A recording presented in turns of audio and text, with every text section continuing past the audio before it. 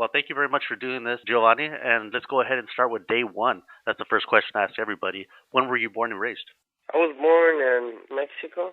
It's called Ciudad Altamirano, the city. It's Guerrero, Mexico. And tough life over there, right now. But I mean, we're true Mexicans and raised in Mexico. And what were you like as a kid growing up? Were you quiet? Were you shy? Were you outgoing? Were you crazy? How were you like? Well, my mom talks about that I started walking before I was 1 year old, and I was a really, really rascal kid, and I started talking and learning things fast too, and I was a short little monster. And what was everybody like in the household? Were you guys a close family? Well, I grew up in a tough family. My mom was always like close to me. She was the most close to me. Me and my dad, we didn't really get along until the late years, and we always have this thing going on, because he was like that macho Mexican guy, and he used to drink a lot. And well, I grew up like with a little bit of anger against my dad, and he always, even though he was drunk, he always told me, like don't do the bad things that you see on me, do the good things. That's the only good advice I remember from my dad, and never lied. That was one of the worst things you can do to him. If you would lie to him, when he'll find out, you'll get a whooping out of that, and just show me to be a man and have a word. How were you in school as a student? Were you a good student? In school, I would say I was a smart kid, because I was a guy who would never do his homework, who would never do his projects. But on the test, I was always come out with good score.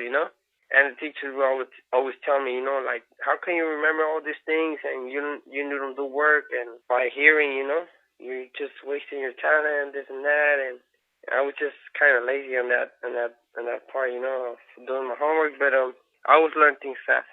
Yeah, you're a natural at learning. That's a good thing. Yeah, and I always been in sports. I always been on soccer. I'm the main soccer team on school, and I was like kind of popular because I was like had a lot of friends, and I didn't usually have enemies, I was always surrounded by friends, and I always had this good image of me, and over there in Mexico when you were play soccer, there was a little going on. You always get into fights. It's like a jungle in Mexico, the place that I'm from. You have to earn your respect. Even the teachers of PE, when they're pushing and all those things that you get on when the game is really tough, he will go, hey, you guys got something going on, let's go behind the restrooms, and he'll get a little fight. After that, we'll shake hands, and that was it. Well, in Mexico, it's just like you say. Everybody's very passionate about their sports. Everybody's passionate about boxing, about soccer, and they carry that passion in and out of the sport. And that's very true. And especially in a place like Guerrero, where you're from, you have to be pretty much a Guerrero to survive there, from what I hear. And that's really tough. Right, and that's very true. And all that anger that you said that you might have had, or some of that anger that you had towards your father, did you take that out on other kids at school? No, I never mixed what was going on in my house with the outside. I always kept it to myself. Actually, school was my second world. Everybody will get happy when the vacation will come. And for me, it was just another season of hard work. And I would work after school, before school, and when there was vacations. I was always working. I was doing mechanic. I was doing everything. Everything you can imagine. And for me, it was just a fun time. That was a fun time of my life, being in school, surrounded by kids, and it was the moment that I'll forget about problems. All the problems that was going on our house. And you talked a little bit about your relationship with your dad growing up. What was your relationship with your mom or your brothers and sisters? I'm the older brother of my sisters, and I was the oldest one. And I was always carrying everything. If something would happen to my brothers, everything would go on me. So I was the really, really strict big brother. And well, my dad was always tough on me. Always tough on my brothers. Whenever one of my brothers will get whipped, I was right there. So it was two whippings. Me for defending and my brother for being a mess, And it was tough, It was tough because my dad sometimes I will go look for him at the bars or at the job, and sometimes I would get whooped in front of his parents, and it was humiliating for me. But at the end of the day, I think that that helped me on my future because I grew up saying, "Oh, I will never be a hardcore drinker. I will never use drugs." And even though I was surrounded by best friends, I never did that. Did you have a lot of friends growing up? Yeah, I had a lot of friends all the time because I was a good soccer player, and when you're good at sports, especially soccer in Mexico, it's really you get really popular. I was in a lot of teams. I was really good on soccer. Well, I was known by that. I was known by that. My dad was popular too because when he was young too, he was a little troublemaker. So I grew up with a reputation like, oh, the son of Tacho. They call him Tacho over there. Sometimes people were afraid of me, thinking that I was just like my dad, a bully, a bully who were not messed with. But no, I was the good version of my dad.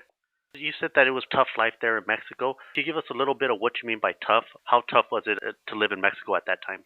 Well, over there, by saying tough, it's all in every aspect. I grew up in a poor life, poor society, and everybody's poor over there. And over there, when you're a kid, you work hard. Sometimes instead of going to play, you need to work under the hot sun over there. Police over there, they catch you on the streets. They'll whoop you, take your money, or there will be a lot of drugs. A lot of drug dealing, a lot of killing, stuff like that. Like if you mess around with the wrong persons, you will get killed easy. Over there, they're killed for any reason. And what is your first memory of boxing, like the first fight you remember watching or anything like that? I have little flash memories about Chiquita Gonzalez, Mike Tyson, but the fight it marked my life was Hector Taylor versus Julio Cesar Chavez. I don't know how, but I knew you were going to say that fight. For some reason, I just knew you were going to say that fight. And to a lot of people I've interviewed, a lot of Hispanic fighters or Mexican fighters, they always bring that fight up. What do you remember about that fight? Well, I just remember watching the fight, as a young kid, I remember just jumping in every round, screaming and just feeling like next to the fight, like right there, and when those right hands started coming strong on Mike Taylor, I knew it was coming, and I remember hearing the commentary saying, "This is the last day of Chavez. This is the end of Chavez," saying it's over, the legend is over, and just seeing Chavez coming out, fighting and not giving up and landing that right hand. And I knew when he landed the first right hand, I knew he had him, He had him, he wobbled him. And I was watching the time, and I was watching Chavez, and I'm like, oh man, he better finish him. He has him. And I knew Chavez was hurting him because you can see Mector Taylor's face was getting swollen, and Chavez was all right, He was just, working his way in, and just incredible, man. It was just incredible. I actually, it's crazy. Yesterday I was talking to Omar Chavez, Chavez's son. And I was talking about that too, I was saying, hey man, honestly, whenever you see your dad, tell him thank you for everything because if it wouldn't be for him, I'd probably never be in boxing, I enjoy every fight and we were just talking about it, Most people don't know my story, but I never put on the glove until I was 19 years old, But like I said, I'm a good learner and I learn everything fast. A lot of people, always put me as an underdog, try to put doubts in my head, always, trying saying, now this guy is gonna beat you because this and that, For me, boxing, man, it was just incredible. It was more than I thought it was. When I walked to the gym the first time, for me it was like I never had the chance to even touch a ring in my life, even put a glove in my life until I got that chance. I came to the U.S. Looking for that American dream. When I saw that gym, man, it was crazy. I couldn't. When I was asleep, I'm like, man, Now I went to the gym for the first time, and I was thinking to myself a lot of stuff. The person that grabbed the attention first, was a trainer that had already passed away. I remember him calling Chapo. Chapo, he was my first trainer, and he told me, you know what, kid, there's something special in you. I see something different on you. And he gave me this advice. He told me, you know what, whenever you walk on that door, try to learn one thing. Forget about a lot, just one thing. Because if you learn one thing a day, imagine how many things you're going to learn in a month. And I took that advice, and he told me that I was something that he never seen before. He said that I will learn like in a month what a normal person will learn in 3 or 5 years. And he said that I had to leave soccer, because when I got here, right here in the U.S., soccer has another level. It's quite easy. I started playing soccer, and people will pay me to play. And the first thing I remember saying was like, man, this guy is crazy. He's trying to put soccer away from me. He has no idea what soccer means to me. And he was right. He's like, hey, give it a chance. Because if you have a chance, you're going to make it big.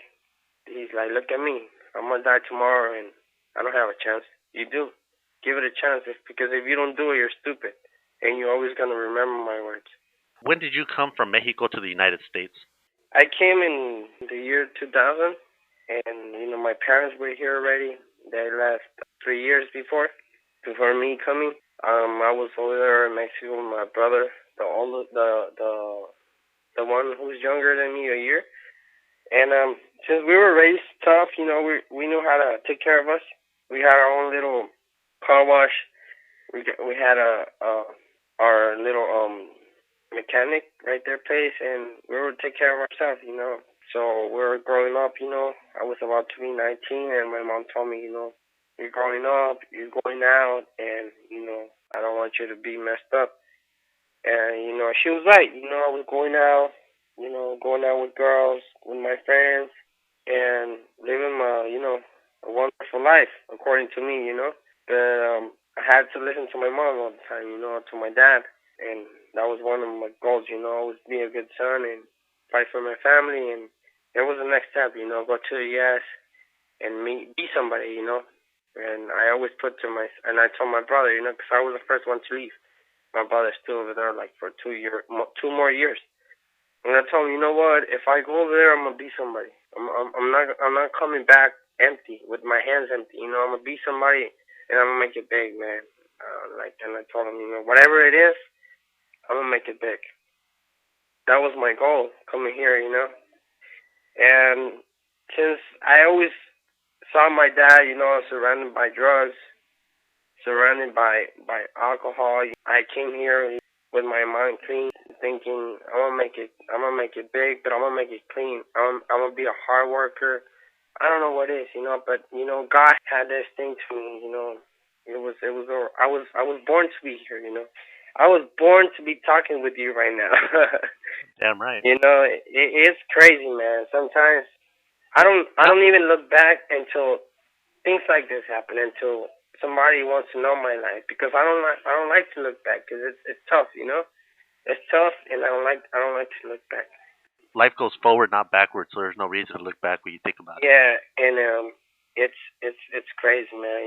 People always talk about having a tough life, always saying, "Oh, I'm good at boxing."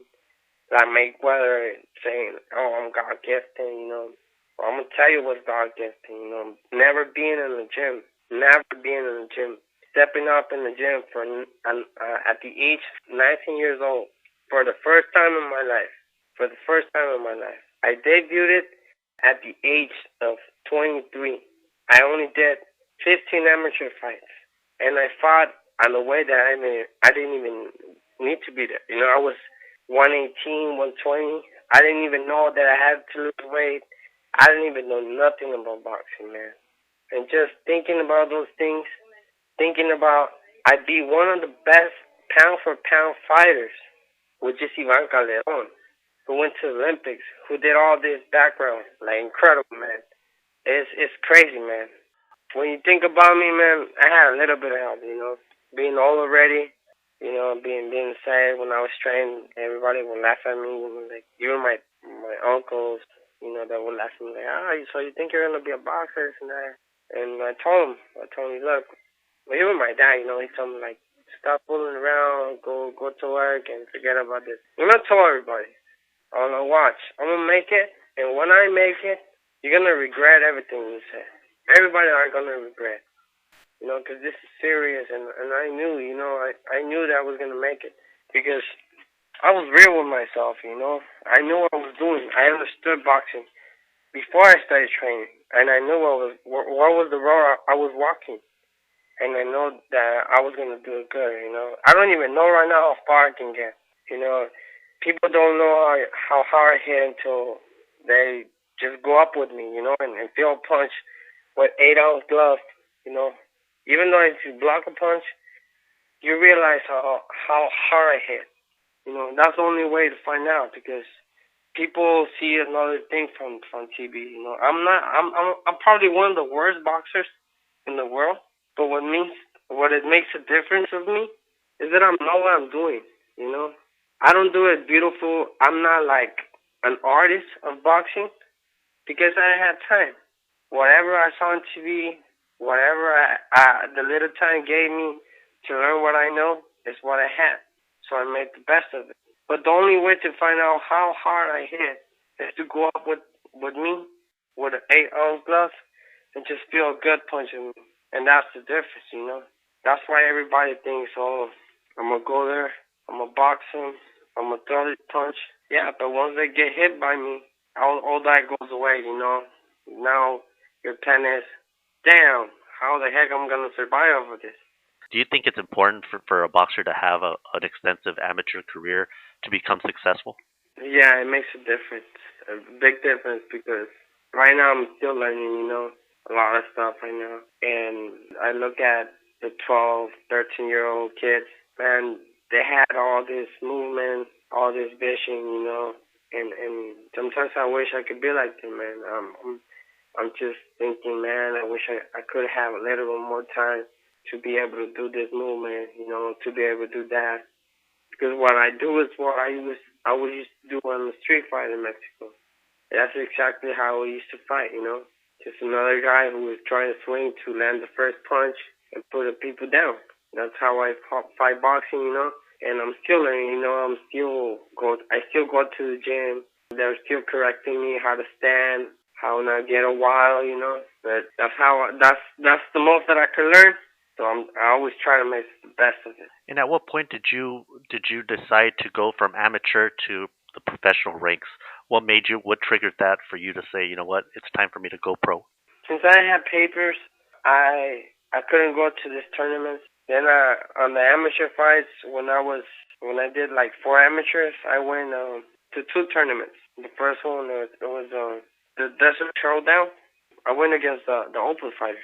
I will fight like fighters with 60, 100 and something, 200 and something fighters, 200 and something amateur fights, and I would just have 4, and I would knock them down. And I was beat the first and second round, like mandatory, because I will need to find out how the heck I'm gonna get close to this guy and land a big punch. That was my goal, because I was not a boxer. I was a robot, and if I will not knock down my opponents, I will lose the fight.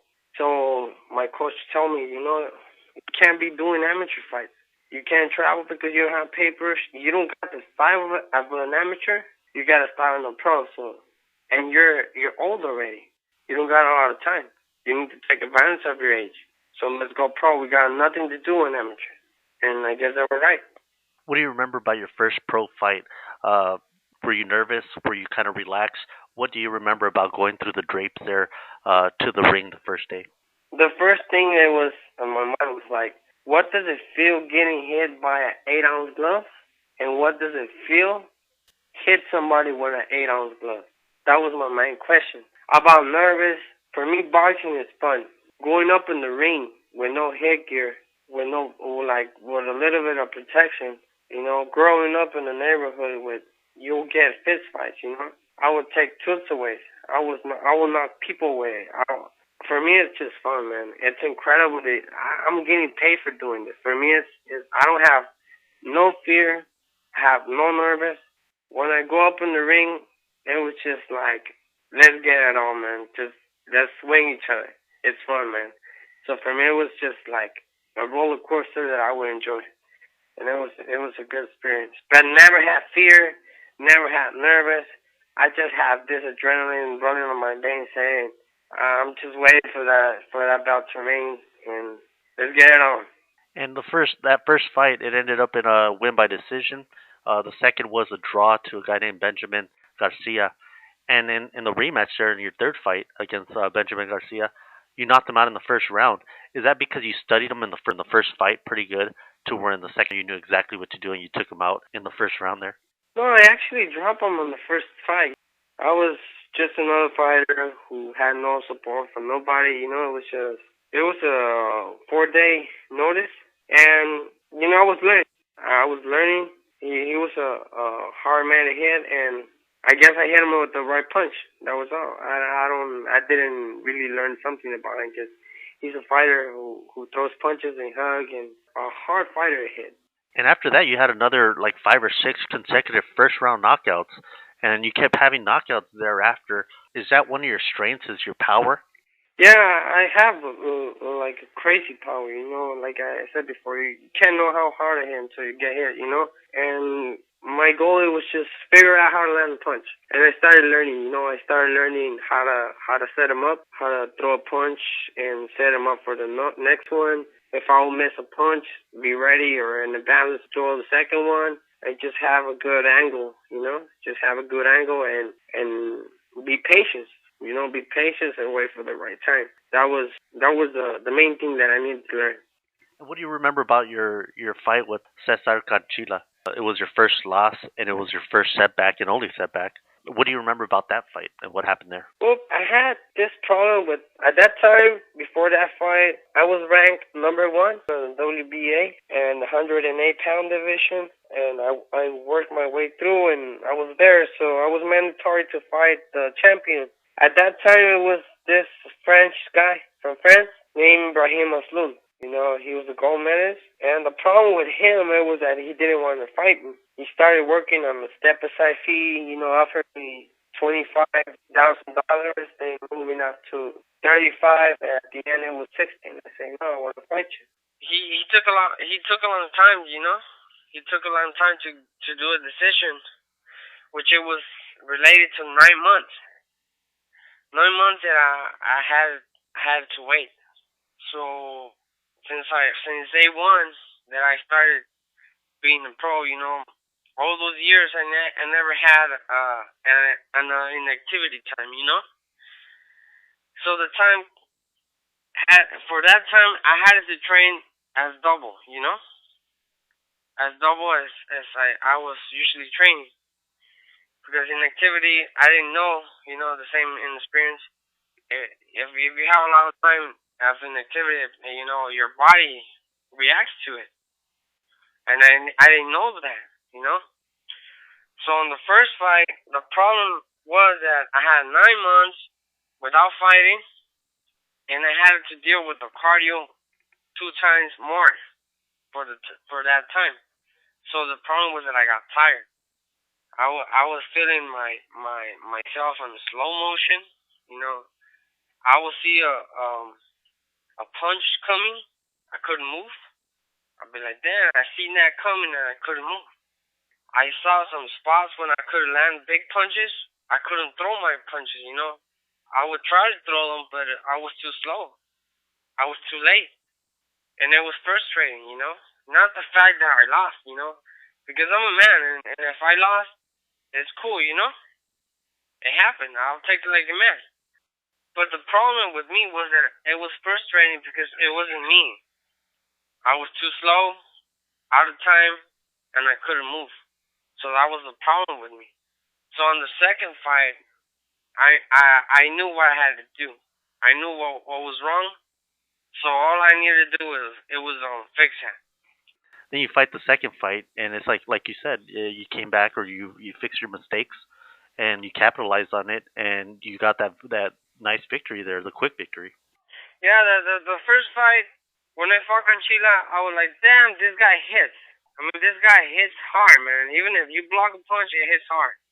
And the second fight, I went over there, I knocked him out, but I received a lot of good punches, body shots, jabs, right hands, hooks. I received everything, you know.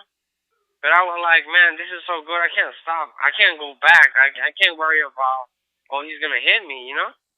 Because if I hit him, he's gonna go down, and that's what happened, you know.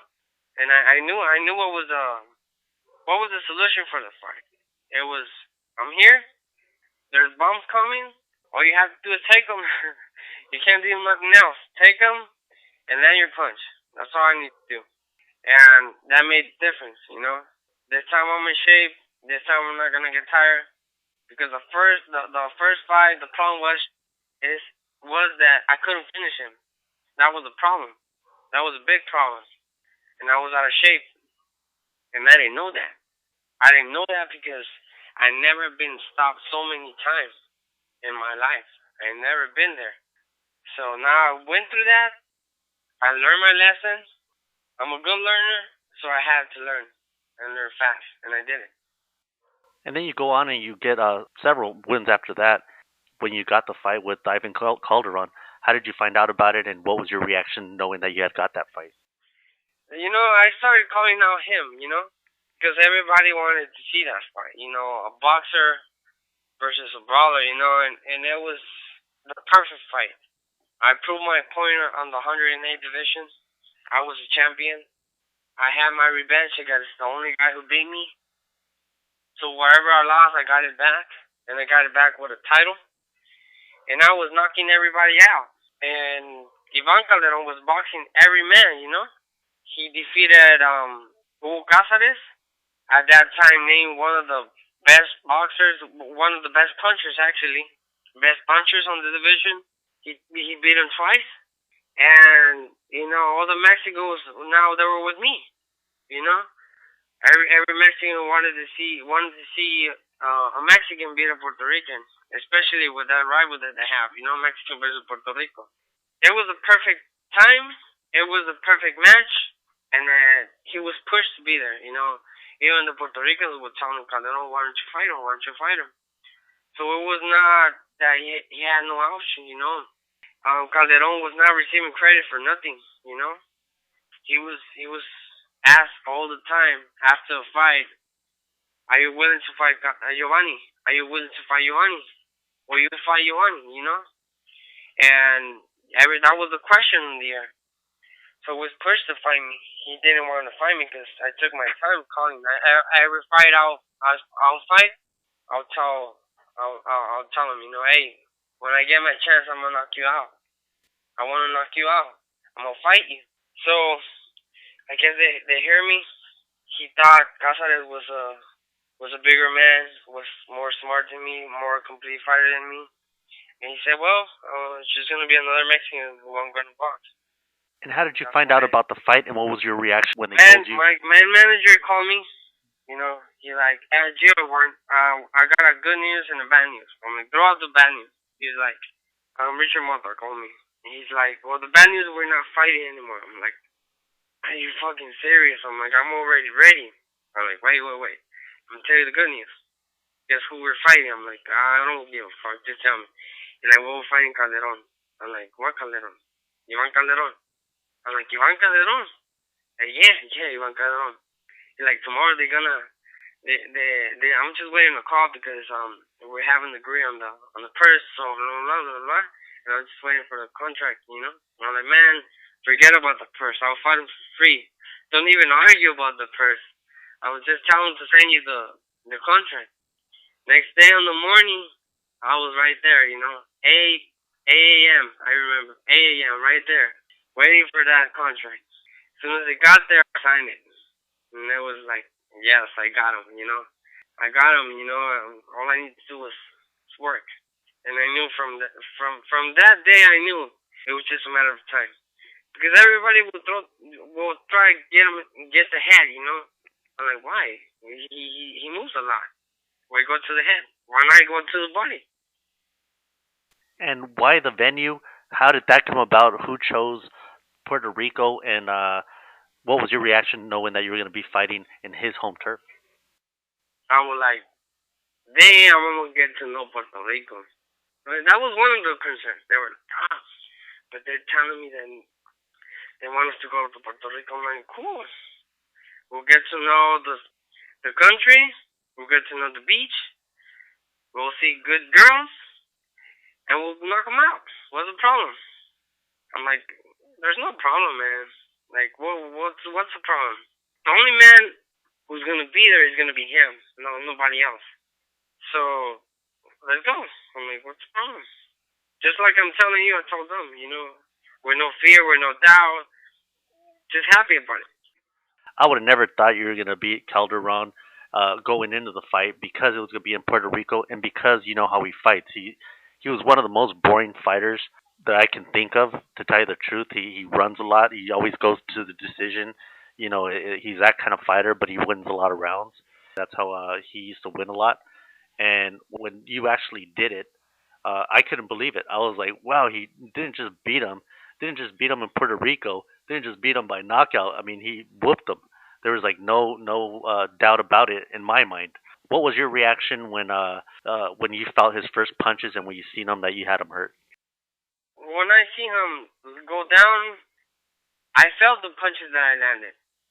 It was crazy because when he went down, you can only hear the few Mexicans that were on the place. It was a crazy silence. It was everybody was quiet. You could hear the referee counting 1, 2, and all the Mexicans, like saying yeah, and everybody stood quiet. You can even see in the background Juan Manuel, Juanma, and you can see Tito Trinidad just like without moving, in shock, without saying nothing. The way they looked in the background, that was the way everybody was right there. They were quiet. They were like just froze. That's the way everybody was. They didn't say nothing. They didn't. There was a crazy silence. What was the crowd like before the fight? Like when you guys were going in the ring and they were announcing your guys' names. What was the Puerto Rican crowd like? Were they loud? They were loud, man. They were loud. It was crazy. I never been to an arena so packed with so many people. Not only so many people, they were loud. They were like screaming. You couldn't even hear the music that was playing. The only thing you would hear was a loud noise. And for me, it was like, man, just ring the bell, man. It was like I want to shout everybody out. I just wanted to show them what I have right now, what it's in me right now. And I was like, just with a smile on my face, like they have no idea what's going on right now. They have no idea. And when I hear the referee like counting, I'm like, those are the seconds that I'm away to be a champion, a true champion, a solid champion. I can't believe this is happening to me. And I had this flash memories of all my life in those seconds, man. It was 10 seconds, but that was the longest in my life. Because I had to go through one, let's say all those 10 seconds are everything that we talk about right now. That's how I felt. That's what was going on in my mind. That's what I was thinking. It was just flash from the past. It was my friends. It was the soccer team, my teachers, my family, my dad. And I bet all those people that said that you couldn't do it all came to mind too. Everything, man. It was insane. And what was the media or the press reaction to that win? Were they did they give you props for it or did they bring you down for it? They had no choice. Everybody before the fight, they were like, "What makes you think you?" They were not even telling me like, "Are you gonna be there?" Like they were like, "What makes you think you're gonna beat them? What's your game plan?" Those were the questions asking me. I'm like, and I told them, "There's only one thing, one doubt that I have in my mind. Like what is it?" I'm like, "What's gonna happen, and how is he's gonna react when he feels my punches. I just want to know. I just want to know if when I land that punch, if he's gonna go down or he's gonna take it. That's my only question. And when we were in the locker room, I was trained by Javier Capetillo. At that time, the problem with the hand wraps, it was hot, especially because Cotto was from there. So they made a big drama. Yeah, the whole thing with the Margarito. Yeah, it was a big drama, man. Yeah. They have this time to choose the gloves. I'm like, you know what? Just give me the gloves that you want. If you want to give me, I don't give a damn. Whatever gloves you want to give me, okay. I put it easy. The hand wraps, oh my God, the whole media was there.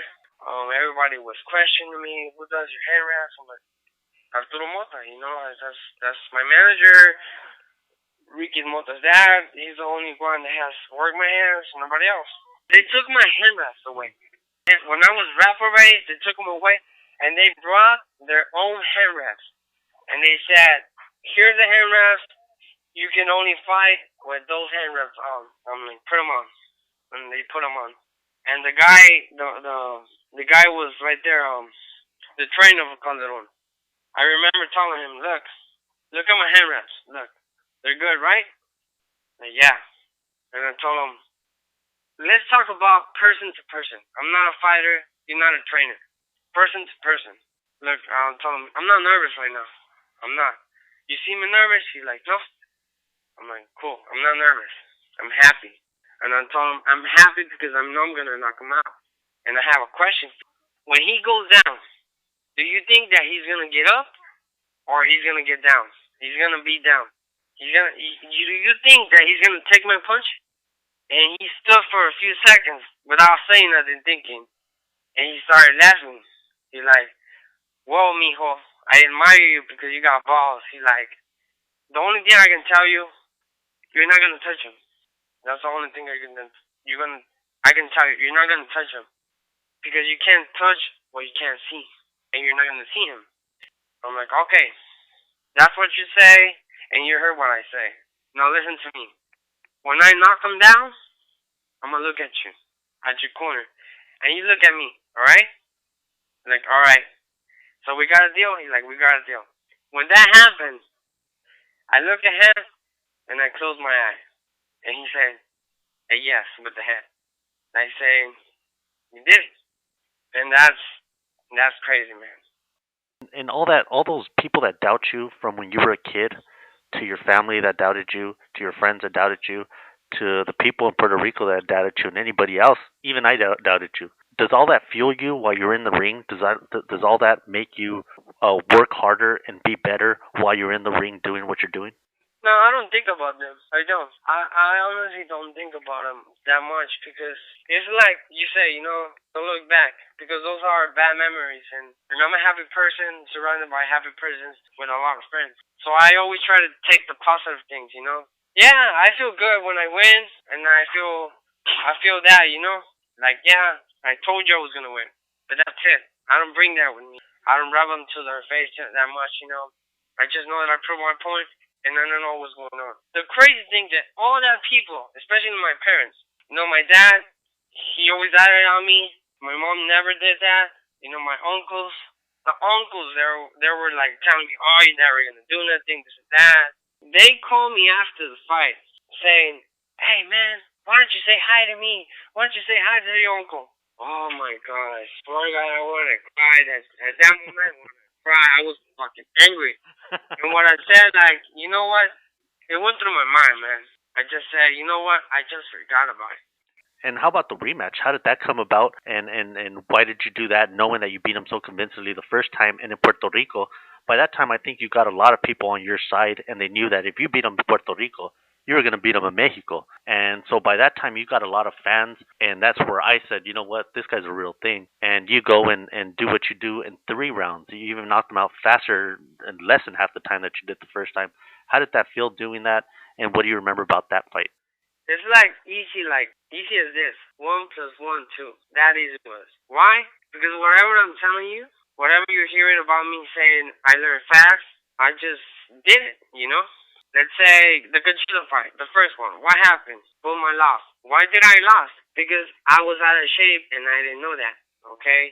What did I need to do? Get in shape. This time in better shape so you can win. I did it, right?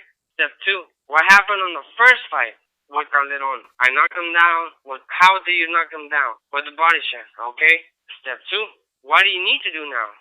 Body shot. Why not throw a body shot? Easy as that. Why did I didn't throw a body shot earlier? Because if I would have thrown it earlier in the first fight, I would have knocked him down. So I learned. So this time, throw the body shot. So I did it. And it just made my work easy. And what was everybody's reaction to you at this point, beating him the second time? Now, you got to remember, Ivan Calderon was one of knowing that the Mexican-Puerto Rican rivalry was so big, Ivan Calderon was one of the last Puerto Rican fighters that was left standing that was still the top guy. Cotto had already lost, of course, a few times. Juanma, later on lost as well. And he was one of the guys that was seen as a top Puerto Rican fighter. You go out and you're doing this to him. You do this to him in his hometown first, and then your hometown. How did it feel that second time doing it in Mexico in your backyard? Well, that felt so good, man. It felt like I spoke with my punches, saying, see, everything that I'm telling is true. Here it is. Here's your big champ. Here goes everything, every bad thing you guys said about me. He said that this time he was ready. More than the first one. Well, here it is. This is who I am, and this is me. That's how I felt. Here it is. How should you, in your career, make people open up their eyes and start recognizing the flyweights? There's not people's fault, right now, we got, let's have a sad example of this division, right? We got the champion, Ulises Solis, who got knocked out by Brian Viloria, who got beaten by a 4-year-old, I call him the 4-year-old virgin. Come on, man. People don't want to see that. He goes to a rematch. He goes 12 rounds. Then you got Brian Viloria making stars like Edgar Sosa, like Omar Niño, who Omar Niño got beaten by a guy with a lot of losses. Now we got Edgar Sosa fighting nobody. People don't want to see that, man. People don't want to see that. They don't want to see boring fighters. If you got fighters like that, the only thing you're going to do is close doors. People want to see action. So, why I'm here? Because I knock them out. Why I go to pay-per-view sometimes? Because people want to see me. Cool. Nobody knows me. Only because they know me because I beat Calderon. It's sad, bro. They don't throw me on. All I need right now, all I need is to be on the big TV. All I need is an opportunity right now. We got all this. We got Victor Chindia. We got Nonito Donaire. We got Abner Mares, Johnny Perez, and these tournaments having attention from the crowd. I thank God for that. On the fight with Victor Chindia versus Abner Mares, I got ready. At that time, I was getting ready for the Ivan Calderon fight. We help each other on the sparring with Abner Mares. I always spar bigger guys than me. I can do more than just 112, 115. I know I can go against bigger fighters than me. But I need to follow my road. Because I need to follow my road right now. I need to go on 112. I need to go 115. And later on, I am going to go to 118.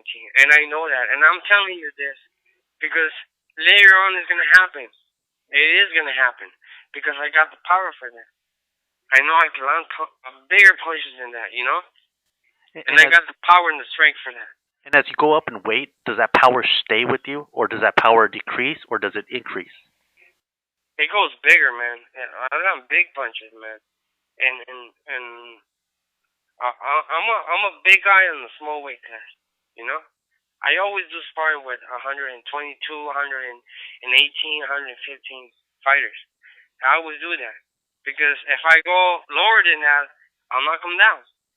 They can't take my punches, and I don't like to train easy. I always like to go to war because I know if I train hard, the fight is gonna be easy for me. That's the reason why I have so many knockouts. If you look at my record, if you look at my record slowly, you realize who have I knocked out and how and when. When they were undefeated, we got Carlos Tamara, who was an Olympic guy, who was undefeated. I won that fight. I won Ivan Calderon. I got like four undefeated people on the prime time. I knocked them down.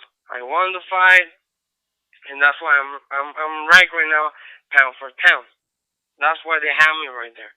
Not because I have a name. I always been fighting underground all the time. All the time. Like you said, all those showtimes, HBO fights that puts you on the map. I've never been there. And it's sad. And what's next on your game plan? What's next on the board for you on your what to do next list? What are you gonna do next?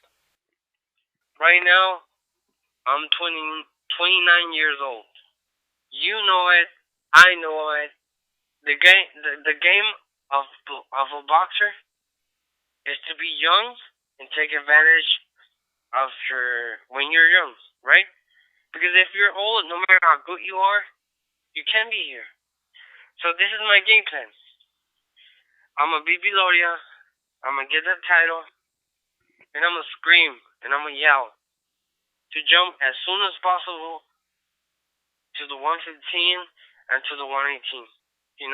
Because I'm not gonna be fighting when I don't want to be fighting when I'm 35, 30 something. I don't want to be a Bernard Hopkins. I don't want to do that because I have kids.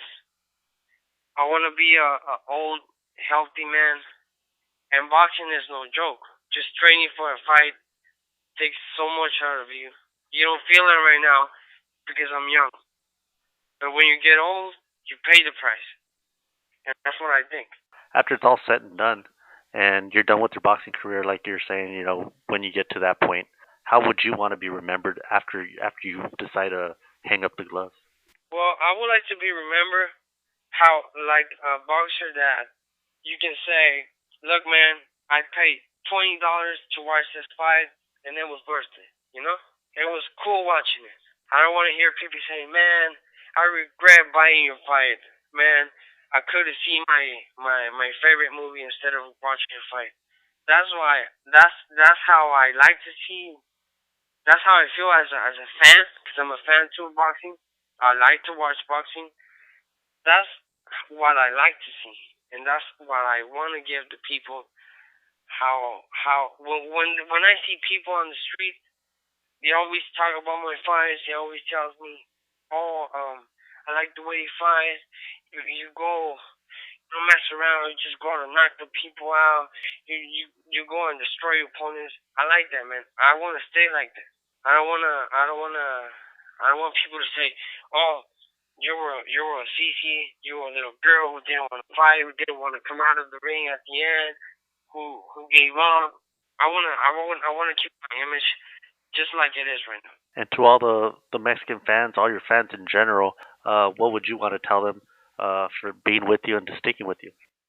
Well, I want to tell them that thanks for all the support and all the people that don't know me, they're gonna know me because I got a lot to give. I have more things that people haven't seen about me.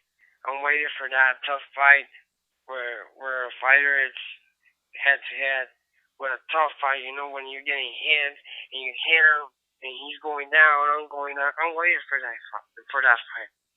It hasn't happened right now. I'm waiting for that fight. You guys are gonna see that. I want to fight the best, and I'm gonna do that. So you're waiting for that ultimate challenge, that dog fight that that you can bring out also. Yeah, I won that. I won that. The only guy who got close to that was Canchila, but he only gave me 3, 4 rounds. But I wanna feel what it's like to face a guy like me, who hits like me, who takes punches like me, who say I'm not turning around. I'm going through the end. I want to see that. I want that, and I'm gonna give you all that to all you guys. And I just want an opportunity and I'm gonna get it. And if I don't get it, I'm gonna fight for it. I'm gonna fight for it until I get it. Yeah, the boxer that's gonna bring out the best in you. Exactly.